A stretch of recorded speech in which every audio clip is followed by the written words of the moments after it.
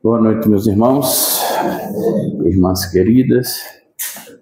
Que o bom Jesus nos abençoe, nos ilumine e nos permita a sua paz.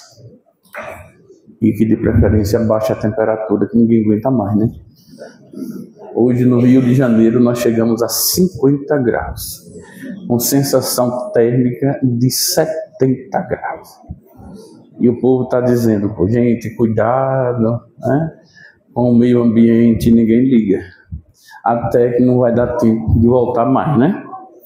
O tema que nós vamos abordar hoje é o papel transformador do Evangelho de Jesus. A primeira coisa que nós vamos ver é o que significa Evangelho. Mais uma vez, Evangelho do latim tardio, Evangelho, e do grego clássico, está ali escrito, quem souber leia, significa boa nova. E é composto de bem, bom e mensageiro, anúncio. Sob um gênero, são um gênero de literatura do cristianismo primitivo que conta a vida de Jesus a fim de preservar seus ensinamentos ou revelar aspectos da natureza de Deus. Essa definição é muito interessante, que ela frisa duas coisas muito importantes que a gente tem que ter presente. Os evangelhos, ele conta a vida de Jesus, eles são narrados por 4 evangelistas, os livros que foram escolhidos, né, digamos, pela igreja de então, para serem considerados aqueles evangelhos que seriam utilizados por todos nós. Por isso que se diz hoje o evangelho segundo João, segundo Marcos, segundo Mateus ou Lucas, tá? É aquilo que eles teriam narrado, e sabe-se que não necessariamente foram eles que escreveram. Os primeiros evangelhos foram escritos lá para 70 anos depois que o Cristo tinha passado. Então é de se convir que muita coisa se perdeu nesse meio tempo, porque eram histórias contadas, e numa história contada sempre tem algum tipo de distorção. Mas como Emmanuel sempre nos lembra, o que importa é a essência da mensagem, não a mensagem em si. Se 4 narram, vamos ter textos diferentes, não tem como. E o outro, mais importante, é que ele diz, ou revelar aspectos da natureza de Deus.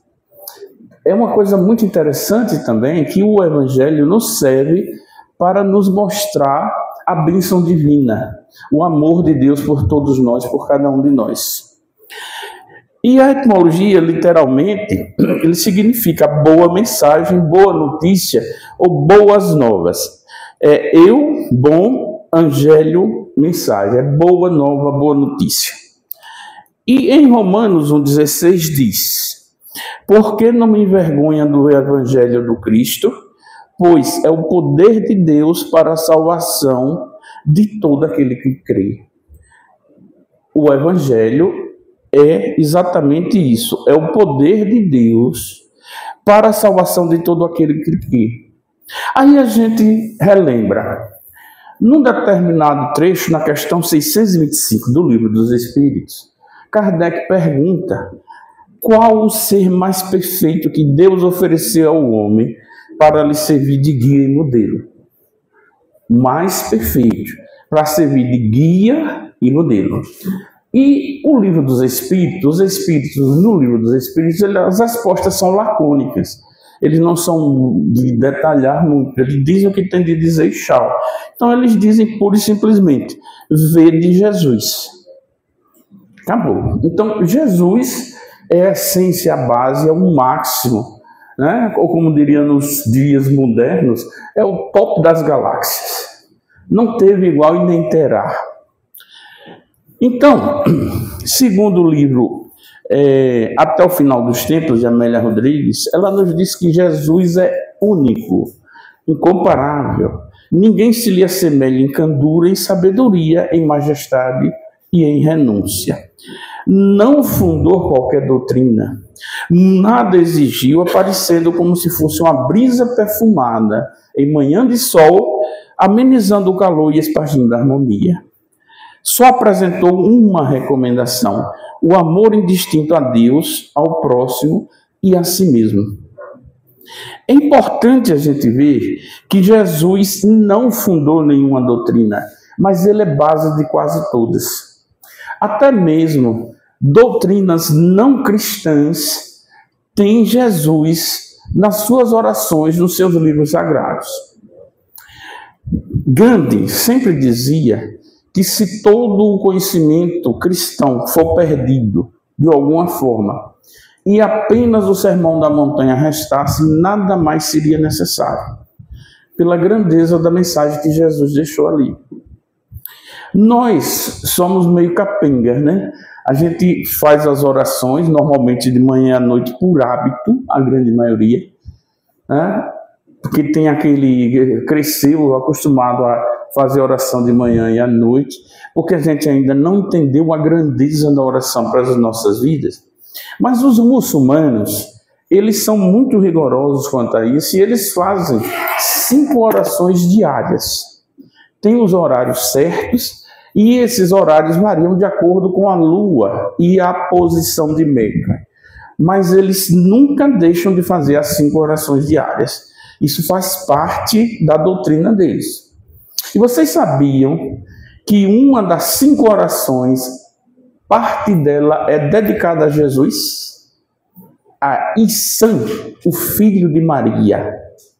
Mais ainda, o Alcorão, livro sagrado dos muçulmanos, ele contém 19 trechos falando de Isan, o filho de Maria, reverenciado como um sábio magnânimo, um filho dileto do Deus das alturas. Vejam vocês, numa doutrina como os muçulmanos, que a grande maioria costuma observar ou ver, com aqueles olhos de que são assassinos, que são suicidas, que são terroristas, que matam por isso ou aquilo, de acordo com a crença deles. Não é? Mas eles têm uma devoção à sua doutrina que nós não temos. E está muito longe da gente. Aquela entrega que eles têm, aquela confiança, aquela certeza que ainda nos falta. A maioria dos ocidentais não tem esse tipo de devoção, de confiança, de fé restrita. No livro Frustrante da Vida, está lá escrito que queremos afirmar que o Cristo de Deus, sob qualquer ângulo que seja visto, é e sempre será o excelso modelo da humanidade. Mas pouco a pouco o homem compreenderá que se precisamos de Cristo sentido e crido, não podemos dispensar Jesus compreendido e aplicado. Jesus compreendido e aplicado é quando a gente entende o que é a sua mensagem e qual é o objetivo dela. Porque quando ele diz, façai ao próximo aquilo que gostarias que te fizesse, ele nos pede que antes de tomarmos julgamento, de criticarmos, de fazermos ou de tomarmos uma atitude, tenhamos sempre os olhos de ver, como ele dizia, veja quem tem olhos de ver. Porque aquela criatura que muitas vezes está deitada ali no seu bairro, no seu lugar, pedindo alguma coisa, normalmente embriagado, contumazmente, muitas vezes você tem aquela crítica feroz contra aquela pessoa. Mas Jesus deixou-nos um legado. Ele disse, não julgueis para não seres julgados. Eu conheci uma pessoa que quando eu conheci, ele já era bêbado não é o termo, né, mais adequado. Seria um bebedor quanto mais, como eu acabei de dizer. Todas as vezes que eu vi, ele estava embriagado. Me chamou a atenção que ele já era de uma certa idade. Em uma certa ocasião, eu perguntei a um amigo, rapaz, o que é que aquele senhor tem que todos os dias ele está naquela situação? Uma situação deplorável. Mas ele sempre quieto, calado, não era de fazer bagunça. E ele disse, Galo, aquele camarada era um dos trabalhadores mais dedicados que eu conheci em minha vida.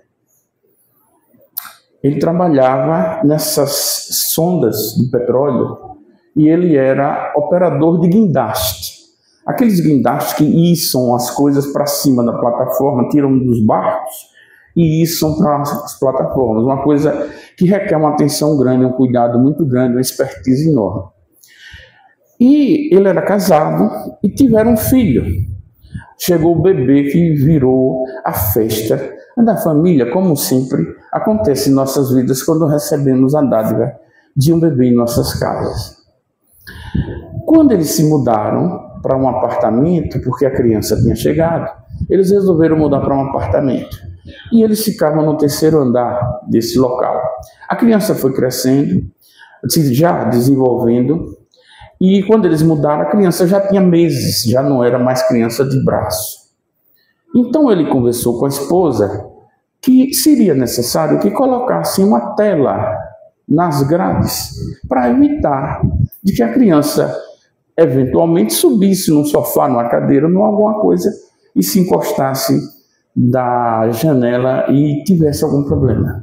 A esposa não concordou. Ela foi totalmente contra, era absolutamente desnecessário, eles precisavam de dinheiro para outras coisas, comprar outras coisas, outras necessidades e não deveria ter colocado. E ademais tapava a paisagem, a visão. Ele, como todo homem de bom senso, não discute com mulher, né? Que a gente sabe que não adianta, né? Então vamos fazer o que ela quer. E ele assim concordou com ela. 3 semanas depois a criança caiu. Subiu, conseguiu subir no encosto de um sofá que estava bem próximo à janela e caiu e faleceu. Naturalmente, criou-se uma situação extremamente delicada dentro de casa. Ele não conseguiu apagar a mágoa da esposa e se entregou ao álcool completamente. Perdeu o emprego, vivia nos bares esperando que alguém lhe pagasse uma bebida. E assim terminou sua vida. Mas enquanto isso, eu pude presenciar umas 2 vezes a mãezinha dele, de mais de 80 anos, quase 90, ia lhe levar comida todos os dias na hora do almoço. E depois ficou pagando um lugarzinho para ele dormir, que ele ficava no relento. Mãe é mãe. Esse homem se entregou completamente à bebida e não mais se ergueu. Tem coisas que só a doutrina explica, mas a gente precisa interiorizar que nós não podemos julgar ninguém. Ninguém, em situação que for, nós não temos o direito de julgar ninguém. A gente nunca sabe o que está se passando no interior daquela alma. Agora, é extremamente importante que a gente entenda uma coisa. Em João 7, 15 a 16 está dito lá: e os judeus maravilhados diziam: como sabe este homem letras sem ter nunca estudado? E a resposta de Jesus foi: a minha doutrina não é minha, e sim daquele que me enviou. A minha doutrina, o que eu prego, o que eu faço, o que eu mostro, o que eu digo, não é originariamente minha, é daquele que me enviou. E ele reafirma mais adiante em João 12, 49. Pois eu não tenho falado por mim mesmo, mas o Pai que me enviou, esse me deu ordem sobre o que eu deveria dizer e o que proclamar. Fica muito claro nessa passagem que os evangelhos são divinos. A gente costuma dizer que é o evangelho de Jesus, mas o correto seria dizer o evangelho trazido por Jesus, o evangelho de Deus. É extremamente importante que a gente tenha esse conceito nas nossas vidas. E está lá escrito no livro Até o Final dos Tempos, que em 4 pequeninos livros que ele narra a existência, permanece a maior história jamais escrita na humanidade.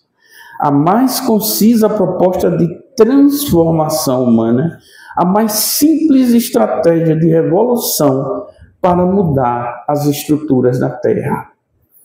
Cada versículo oferece visível e oculta uma mensagem que pode ser penetrada, porém, de forma variada, de acordo com a necessidade de cada um, que a consulta e nele encontra a resposta.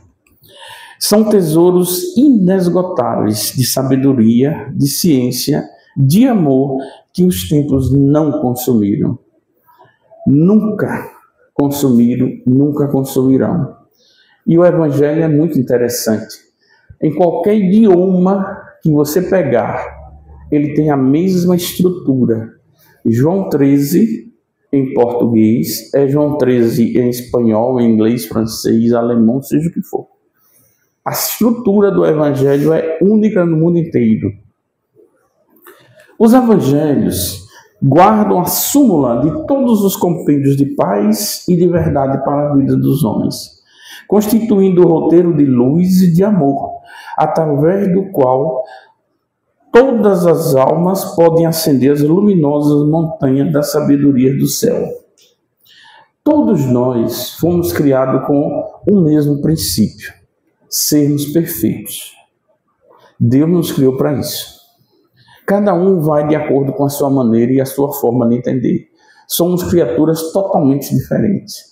Muitas vezes nascidas no mesmo berço, filhos do mesmo pai, mas somos completamente diferentes. Eu tenho 3 filhos. Todos 3 tenho perfeita certeza que são meus. Tem minha parte ali, DNA de meio. Tem características típicas dele. Agora, a personalidade de cada um é completamente diferente. Se vocês conhecessem os 3, tá? Vocês veriam ou achariam que são filhos de pais diferentes. De tamanha diferença que existe entre eles. Todos têm as suas características próprias, a sua maneira de ser, mas cada um é um espírito individual. E todos nós crescemos, esse roteiro de luz e amor serve para todos nós. O Evangelho veio para nos permitir chegar à perfeição. E muita gente, eu já escutei isso muitas vezes, ainda se questiona, mas por que Deus não nos criou todos perfeitos? Pare um pouquinho para pensar. Vamos imaginar que Deus vai criar todo mundo perfeito. Não vai precisar ninguém para fazer pão, né? A gente não vai precisar comer, ninguém vai precisar limpar lixo, nem limpar a rua, não vai precisar de casa, não vai precisar de alimentação, vai se alimentar de raios, né? Fluídicos. Está tudo feito, tudo construído, tudo arrumado. Para que a gente vem fazer aqui o quê? O que a gente vem fazer aqui, afinal? Se está tudo feito. Aí vai ficar todo um olhando para o outro. Nós vamos jogar damas de novo, já jogamos 52 milhões de vezes esse jogo. Já pararam para pensar? Se todo mundo tivesse as mesmas condições, todo mundo perfeito, todo mundo igualzinho, todo mundo, ninguém precisa de ninguém vai ajudar ninguém, está todo mundo de boa, todo mundo.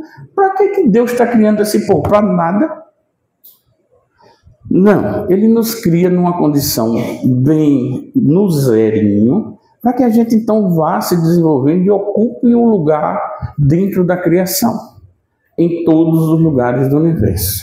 Porque não é possível que Deus tenha criado uma coisa tão grande quanto esse universo e ter colocado só a gente aqui para estar o tempo todo se torando, brigando por política, por guerra, por casa, por herança, por não sei o quê. É o que a gente sabe fazer melhor em brigar. As famílias mais unidas, morra papai. Diz, olha, papai morreu, tem a fazenda, vamos dividir igualitariamente, mas vocês sabem que eu tenho um problema no joelho, né? Eu manco. Então eu gostaria de ficar com a casa e aquela parte do rio para eu não ter que atravessar para pegar água, né? Dá certo? Aí já viu, né? Quem é que não viu aqui briga de irmãos no dia e no local do enterro? Eu já tive o desprazer de assistir várias vezes isso. E aí? Aí só nós fomos colocados aqui, dentro desse universo todo, que todo dia esses telescópios descobrem que está tudo crescendo, evoluindo e avançando. Para nada, não serve para nada mais isso aí. A não ser para empregar o pessoal da NASA para mandar o telescópio para lá. Não tem sentido isso. Deus não faria uma imensidão de coisas dessa se fosse só para colocar a gente na Terra, que é uma faísquinha de nada que não se vê no universo. Chico Xavier já nos diz que creio que a importância do Evangelho de Jesus em nossa evolução espiritual é semelhante à importância do céu na sustentação da vida física. Sem o céu, nós aqui não estaríamos. Sem o sol. O sol está numa distância exatamente perfeita para que a gente tenha vida. Se fosse um pouquinho mais para lá, ou um pouquinho mais para cá, ou a gente morria torrado ou morria congelado. Tudo obedecendo à perfeição de Deus. Nós botou a lua, que tem que regular, né, as marés, regular, serve para a agricultura, para a chuva, para controlar o tempo, meio mundo de coisa.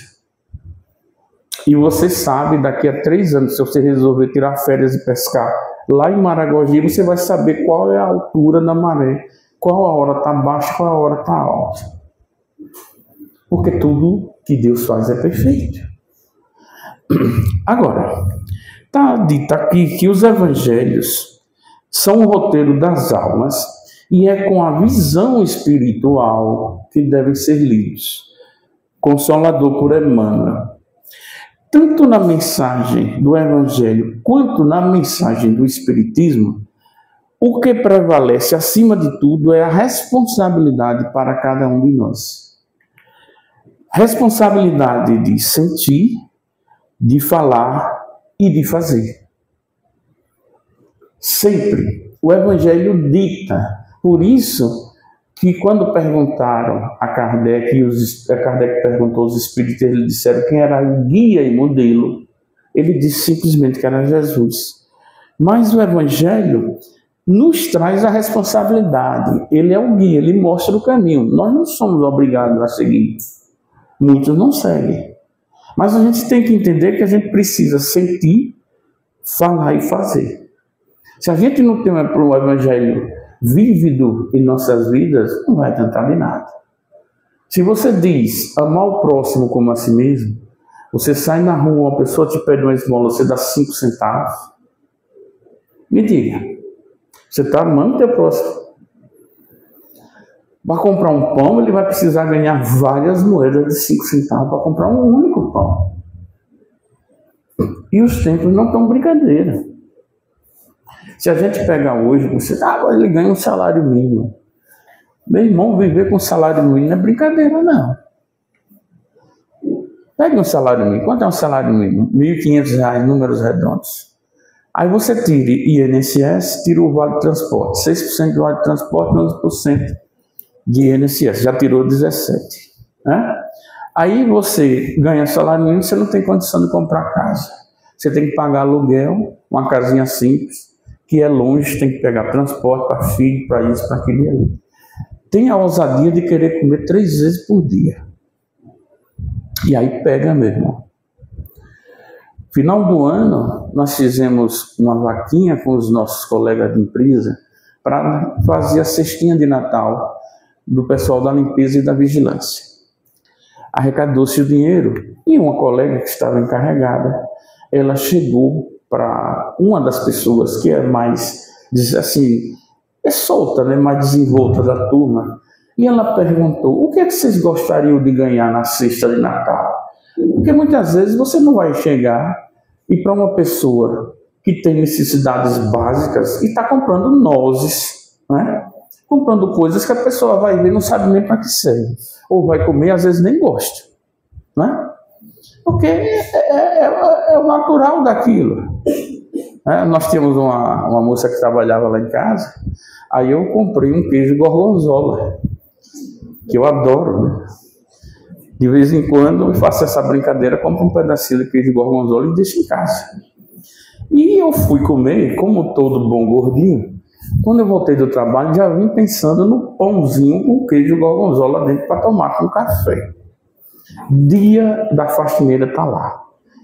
Aí quando nós chegamos, ela ainda estava lá, toda desperta, terminando o serviço. Aí eu vou tomar café. Aí cheguei, procurei, olhei, nada, cadê o queijo? Aí cheguei lá e... minha esposa, né? Jane, cadê o queijo que estava aqui, que eu comprei o queijo gorgonzola? Eu disse, não. Ela se pergunta, fulana, cadê aquele queijo que estava aqui na realidade? Dona Jane, ele estava podre, fedendo. Eu peguei e joguei fora. Estava insuportável o fedor aqui na geladeira. O que eu ia fazer? A pessoa fez com a maior inocência do mundo. Aí você vai comprar para a cesta básica queijo gorgonzola para doar, a coisa que a gente tem que estar de pé no chão. Perguntamos então, o que vocês gostariam de ganhar? A resposta dessa moça: um frango. Um frango. Como assim? Um frango? Sim, um frango. Você não come frango, não? Eu disse, o dinheiro não dá para comer frango. A gente só come ovo, ou, que é o bife do olhão, né? Ou salsicha. Não dá para comer frango. Se a gente for comprar frango, vai faltar coisa para dentro de casa. Então a gente tem que comer coisas mais simples. Sabe o que é isso? Então a gente tem que fazer calar em nossos corações fundo a mensagem de Jesus. Lembrando, olha, eu vejo uma coisa interessante. A gente tem casas espíritas e eu passo por 30, 40 ao longo do ano ou mais. E a gente vê quase todas está sempre pedindo alguma contribuição para a cesta básica que vai ser doada para alguns irmãos muito mais carentes que nós. E você tem que estar pedindo todo mês. Se não pedir, não dão. Será que a gente não precisaria ter a consciência de que aquele pedacinho que a gente tira, muitas vezes uma cesta básica que você compra, quanto é? R$50. Vamos lá que seja 45, alguma coisa assim. Você não tem esse dinheiro para poder dar. Tem gente que não tem, claro. Mas a grande maioria tem condição de tirar. Você precisa estar sendo acionado todos os meses, meu irmão. Ajude aqui, está faltando leite, uva. E a cesta básica é básica mesmo. É o necessário, pura e simplesmente. E você tem que estar pedindo sempre. Que você não tenha consciência de que você tem que chegar lá e partir. O Evangelho nos diz que nós temos que ir ao encontro da miséria oculta. Não esperar que ela venha até nós, não. Se tivéssemos plena consciência, não era de ficarmos aqui aguardando que alguém chegasse aqui na tribuna e pedisse para colaborar com o porque a cesta está faltando. Todos os meses religiosamente você tem que estar pedindo. Será que aquilo vai te fazer falta? Aí a gente vê, vai no final do ano, minha filha, em janeiro estou aqui e não sei o que eu vou fazer para pagar o cartão. Comprei roupa para fulano, ciclano, beltrano, as bebidas, show lá, olha a reserva lá lá no evento, lá na Orla, foi tô que não aguento, gastou quanto? 4, 5, 6 mil reais. Mas foi no cartão. Você tem que pagar o cartão. Você gastou quanto? Aí tirar 50 reais, ou um pouco mais, ou menos, seja lá o que for, quando você puder, alguém tem que chegar aqui e lhe pedir. Porque você não lembra que o irmãozinho vai precisar comer todos os meses. Na verdade, ele tem que comer todos os dias. Não é o que você faz? O Evangelho não é o livro de um povo apenas, mas código de princípios morais do universo, adaptável a todas as pátrias, a todas as comunidades, a todas as raças e a todas as criaturas. O Evangelho é a mais avançada terapêutica de que se tem notícia para o homem que se resolve vivê-la em plenitude. E o que é terapêutica? Terapêutica é um ramo da medicina que estuda métodos para o tratamento de doenças. Ou seja, o Evangelho é o que vai tratar todas as doenças da tua vida. E muitas vezes você resolve muitos problemas só buscando a oração, o contato com a espiritualidade superior através da oração. Mas tem gente que chega tão cansada que só reza de manhã e de noite quando reza, né? E ainda chega de noite, às vezes está, vale a mesma oração de ontem que eu estou cansado, viu? Não dá tempo não de fazer outra. Agora, na hora do sufoco, Você corre atrás de quem? Hã? Meu Deus, me ajude, Jesus, me ajude, meu Pai do céu, me ajude, né? Aí vai correr logo atrás de quem? Sapato apertou, já viu. Então, roteiro ainda leva para a concórdia dos homens, ficaria o Evangelho como o livro mais vivaz e mais formoso do mundo, constituindo a mensagem permanente do céu entre as criaturas em trânsito pela terra, o mapa das abençoadas altitudes espirituais, o guia do caminho, o manual do amor, da coragem e da perene alegria. Está lá em Boa Nova. Ele é tudo isso e muito mais. O Evangelho aí está desafiando os séculos com a literatura brilhante desde os seus primórdios. Um serviço prestado à sociedade sem que nada melhor fosse criado pelos iluminados da terra a fim de substituí-lo. Desde que ele chegou a nós, até hoje, não se precisou tirar nem colocar uma única vírgula. Ele veio completo e perfeito. Em nenhum idioma, em nenhuma tradução, em nenhuma forma de escrever. Agora, lembremos, como Amélia Rodrigues nos diz, que a falta de odor evangélico nas realizações ditas cristãs da atualidade, fazendo pensar no cristianismo ao qual falta o espírito enérgico e manso, suave e nobre do Cristo. Até parece que a gente não tem aquele desígnio, o tempo necessário para estar vinculado, sintonizado com o alto. Porque você está sintonizado com o alto, não é você ficar rezando o dia todo, não. Mas é você saber como entrar em sintonia com as suas atitudes, com os seus pensamentos, com a sua maneira de ser. Vocês levantaram, comeram, tomaram um banho, escutaram um carro passar, um cachorro latir, sentiram um cheiro de um perfume? Muita gente não conseguiu fazer isso hoje. Muita gente. Muita gente não vai ver o sol raiar amanhã. Porque vocês nunca sabem o que pode lhes acontecer. Mas nós todos vivemos, a grande maioria, como se não existisse um amanhã. Nós nos preocupamos com o imediatismo de agora. Mas você sabe quando vai ser o seu amanhã? Você sabe? Uma coisa vocês têm que saber, né? Que vocês vão morrer, né? Sou muito gentil em dizer isso. Mas vocês vão morrer. Quando? É outra história. Mas quem estava, por exemplo, naquele avião que bateu com outro nos Estados Unidos, não imaginava nunca que ali seria o último instante deles. Mandando mensagem para casa dizendo, chegou já, o avião está pousando. E não conseguiu chegar. Quem estava naquela ponte que desabou, foram 17 carros que caíram. Quantas vítimas estavam ali? Quem iria imaginar que a travessia de uma ponte iria levá-los de volta ao Criador? Quem é que sabe? A gente nunca sabe disso. A gente nunca sabe quando será o nosso momento final. Ele vai acontecer, mais hoje, mais amanhã. Mas a grande maioria acha que só quem vai morrer é o vizinho. É o amigo, é o parente, é outra pessoa qualquer. Mas a gente não. Nós vamos ficar aqui indefinidamente. Vivemos assim. E você gostaria mesmo de viver todo esse tempo? Quantos anos você quer viver? 500? O seu organismo não foi preparado para isso. Nosso organismo físico está preparado aí para 80, 100 anos. Aí já imaginou? Aí você com 250 anos, deitadinho, né? O pessoal lhe dando banho todo dia, sopinha, né? Papinha de maisena, olhinho fechado, com um negócio em cima que você não pode estar pegando o vento para ressecar. Isso, ano a ano, dia a dia, todos os dias. Que beleza, né? Não?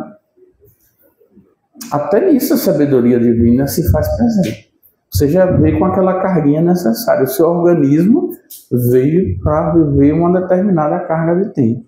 Só que você acha que vai passar, que não vai morrer, que eu não preciso mudar minha vida. Tem uma lei que diz que você não deve beber enquanto dirige. Todo final de semana, centenas de famílias ficam em desespero porque alguém dela foi embora vítima do álcool, dos acidentes causados por isso. E o povo não deixa de beber e dirigir. Se fizer uma blitz surpresa no carnaval, trava a cidade. Porque todo mundo que vai passando, saindo ali da praia, se você resolver fazer uma blitz surpresa, não passa um.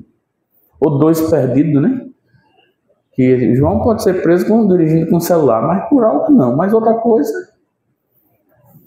Por quê? Porque a gente ainda não se conscientizou que aquela atitude pode tirar a sua e a dos demais. A vida sua e a dos demais.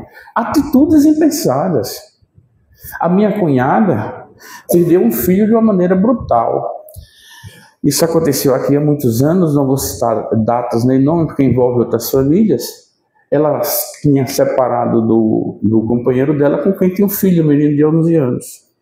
E os meninos estavam vivendo, ele com a nova companheira, que tinha já outros filhos. E a pessoa era uma pessoa dessas pessoas que bateu, levou, né? Ninguém dá em minha cara que eu não recebo o outro.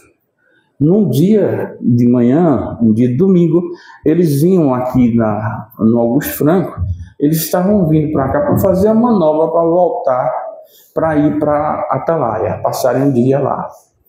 Ele, a esposa, o filho de minha cunhada e mais 2 filhos dele, uma menina e um menino. Passou um casal jovem dentro de um carro e ofendeu. Sai daí, seu... alguma coisa. Ele se revoltou, ficou irado, furioso. Aí começou a correr atrás e pedindo, a esposa pedindo, por favor, não faça isso. Não, eles vão escutar o que eles merecem, eles vão ver. Acelerando o carro, eles viraram, fizeram a manobra e continuaram correndo. E ele tentando se aproximar do carro, que era para tirar satisfação com o rapaz. Os carros encostaram e morreu a esposa, a filha, o filho de minha cunhada, sobrou um filho. Ele também. Tudo isso poderia ser evitado. Convenhamos. Quando você cede aos impulsos, é por isso que eu sou completamente contra as pessoas usarem armas. Porque a pessoa diz que vai se defender. Na hora que a pressão pega, que a paixão ataca, meu amigo, ninguém lembra de nada. A lição do Evangelho consola e esclarece, encoraja e honra aqueles que a recebem. Mas se não for usada, não adianta. Se tudo que recebermos, as doutrinárias que assistimos, os vídeos, os livros que vemos, se a gente não utiliza o Evangelho como ele deve ser utilizado, na vivência dele, que é o Evangelho, não é para se conhecer, não, é para se viver. E você vive o Evangelho, como diz Francisco de Assis, pregue sempre o Evangelho. Se necessário, use palavras. Você prega o Evangelho no lar, no trabalho, na rua, na instituição que você frequenta, onde você estiver, com as suas atitudes, com a maneira de ser, com o seu comportamento. É assim que você vive o Evangelho. Tenho que usar o Evangelho dessa forma.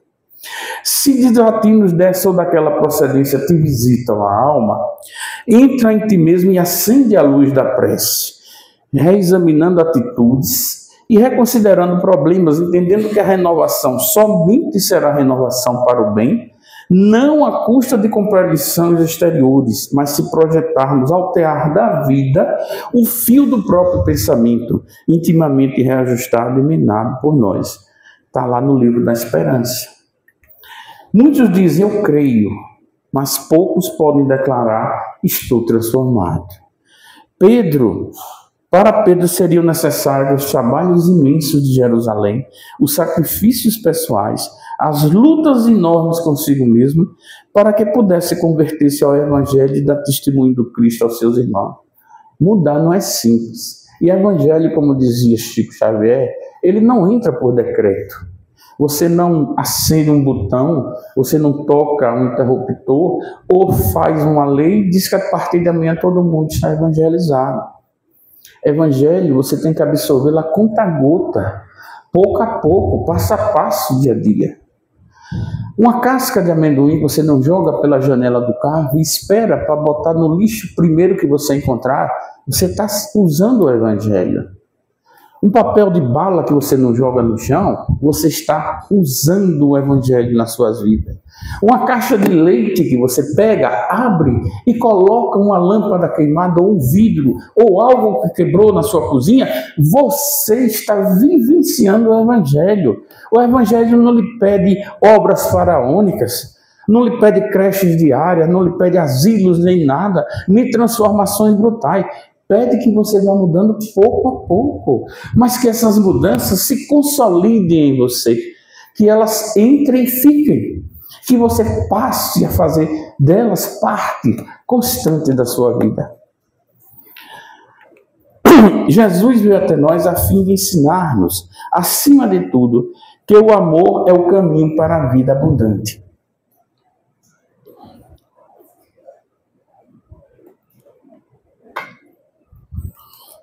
Vive sitiado pela dor, pela aflição, pela sombra ou pela enfermidade, renova o teu modo de sentir pelos padrões do Evangelho e enxergarás o propósito divino da vida, atuando em todos os lugares com justiça e misericórdia, sabedoria e entendimento. O aprendiz de Jesus acorda na estrada humana verificando que é indispensável fornecer testemunho da sua confiança em Deus. É alguém resolvido a renunciar aos seus próprios defeitos e anulá-los a golpes de imenso esforço. Ele mostra o sinal de quem tomou o rumo da definitiva renovação interior para Deus, disposto a consagrar-se ao eterno bem e a soerguer seu coração no caminho, no grande caminho.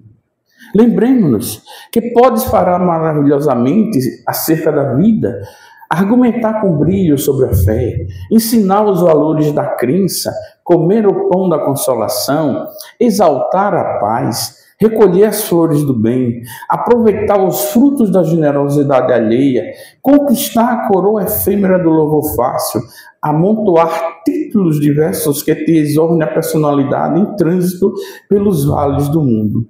Tudo isso, em verdade, pode fazer um espírito que se demora indefinidamente em certos ângulos da estrada. Todavia, avançar sem luz é impossível.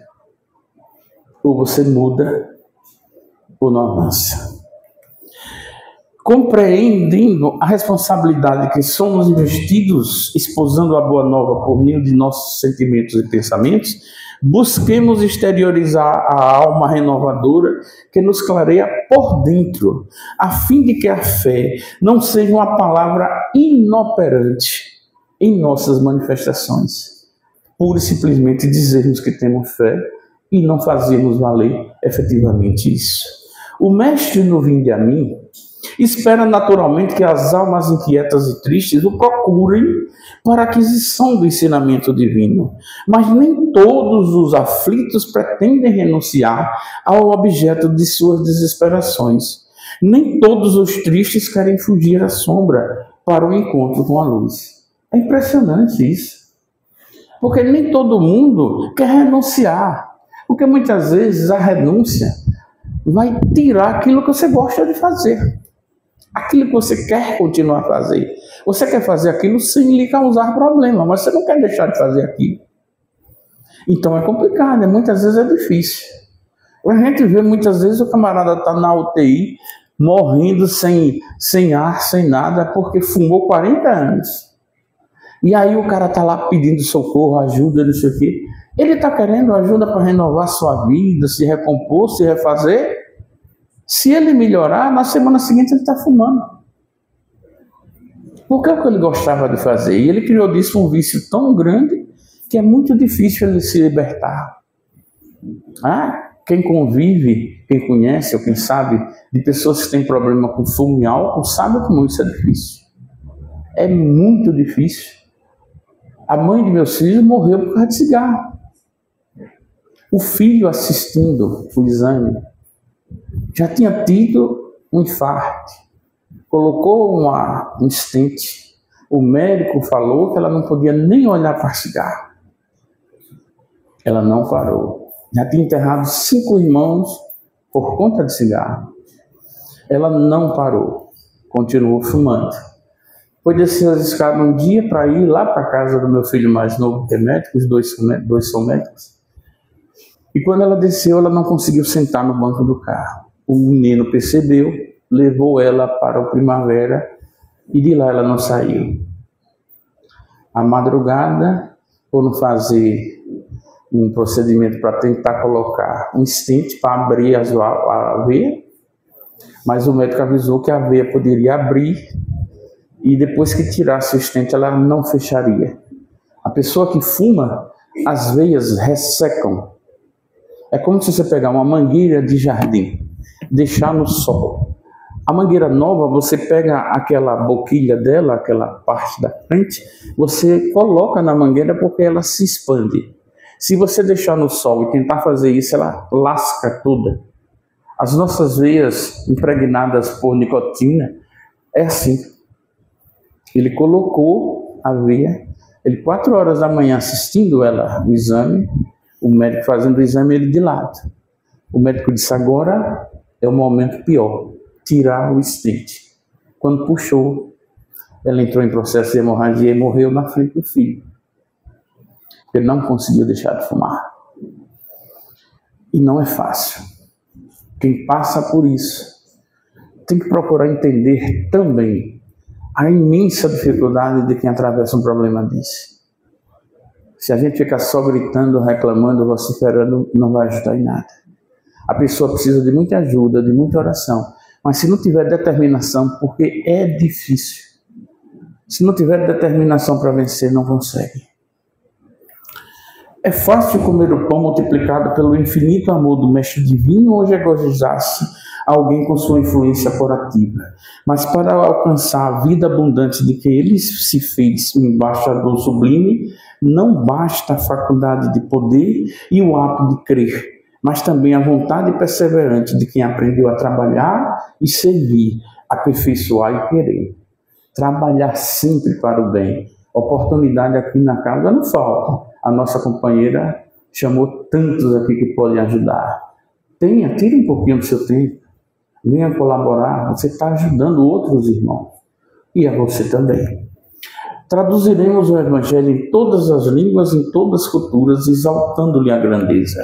Mas virá um momento em que a boa nova deve ser impressa em nós mesmos. Se o céu nos permite espalhar-se a divina mensagem no mundo, um dia exigirá nos convertamos em traduções vivas no Evangelho da Terra. Sermos os exemplos vivos do Evangelho vivendo na Terra. Repara a estrutura dos teus raciocínios de agora, ante as circunstâncias que te rodeiam. Pergunta a ti próprio quanto ganhaste no Evangelho para analisar retamente esse ou aquele acontecimento do teu caminho. Faze isso e a bondade do Senhor te auxiliará na esclarecedora resposta a ti mesmo. Todos temos acertos e desacertos. Todos temos sombras e luz. É por isso que o Evangelho assevera: ninguém entrará no reino de Deus se não nascer de novo. É sabido que se não conseguirmos reencarnar, não aprendemos. O nosso tempo de uma passagem terrestre, não conseguimos aprender doutrina nenhuma, nem o Evangelho, nenhum tipo de doutrina. O Espiritismo, os espíritos superiores já nos dizem, necessita de muitas encarnações para que você consiga aprender em toda a sua totalidade.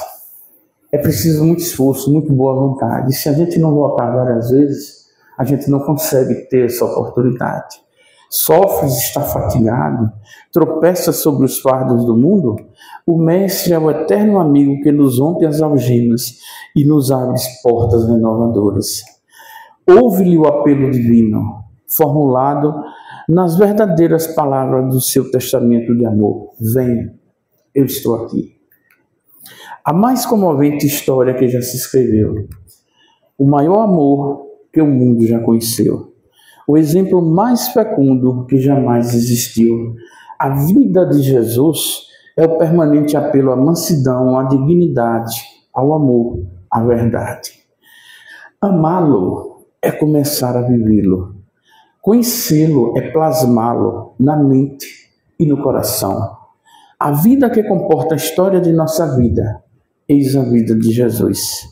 A perene alegria, a boa mensagem de júbilo, eis o Evangelho. O Evangelho que tem o poder de transformar as nossas vidas.